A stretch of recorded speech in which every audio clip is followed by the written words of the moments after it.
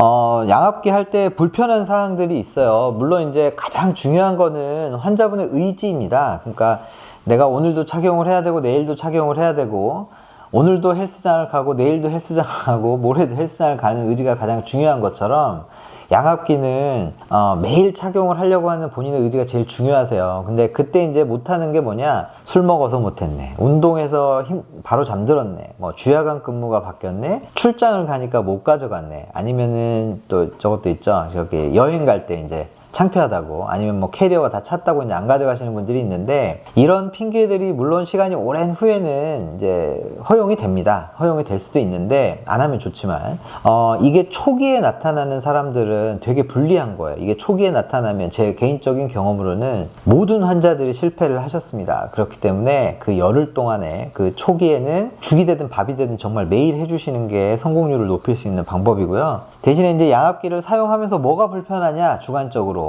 그런 것들을 여쭤봤을 때는 첫 번째는 이제 마스크가 불편하다는 거거든요. 마스크가 작고 크고 바람이 새고 이런 것들에 대한 불만이 가장 많고요. 그리고 이제 코나 목이 좀 건조해진다는 느낌을 많이 호소를 하시고요. 들어오는 공기가 양압이다 보니까 되게 높은 압력이거든요. 그게 코로 들어오는 걸 되게 참아하지를 못하시는 거예요. 이제 우리가 계곡에서 바람이 세게 불 때 벽면으로 마주하고 계시면은 숨쉬기가 좀 어려울 거 아니에요. 이제 그런 상황이라고 보시면 되는데, 이것도 사실은 시간이 지날수록 좀 적응을 하는 편이고요. 그리고 이제 폐쇄공포증 같은 거를 느끼시는 분들도 계시고, 그리고 소리가 커서 이제 문제가 있다라고 하시는 분들도 있는데, 사실은 수면 무호흡증 환자가 양압기를 사용할 정도라고 하면 코골이 소리가 엄청나게 클 거거든요. 옆 사람들이 이제 불편할 정도인데 그 소리보다는 작습니다. 그래서 요건 이제 좀 적응이 필요하고 주변 분들의 이제 동의가 좀 필요할 것 같고요. 마스크를 이제 잠잘 때 섰더니 이제 잠들기가 어렵다, 이런 불평을 하시는 분들도 계시고요. 피부에 좀 문제가 생긴다고 하시는 분들도 계시고, 코가 좀 막혀 있다, 뭐 알러지가 생긴 것 같다, 이런 얘기도 가끔 하시는데, 밖에 있는 공기가 집약이 되고 또 계절적으로 또 문제가 있는 계절에는 코가 좀 부을 수도 있을 것 같긴 해요. 나도 모르게 벗어낸다, 그런 말씀을 해주시는 분들도 계시고, 그리고 알레르기 반응 때문에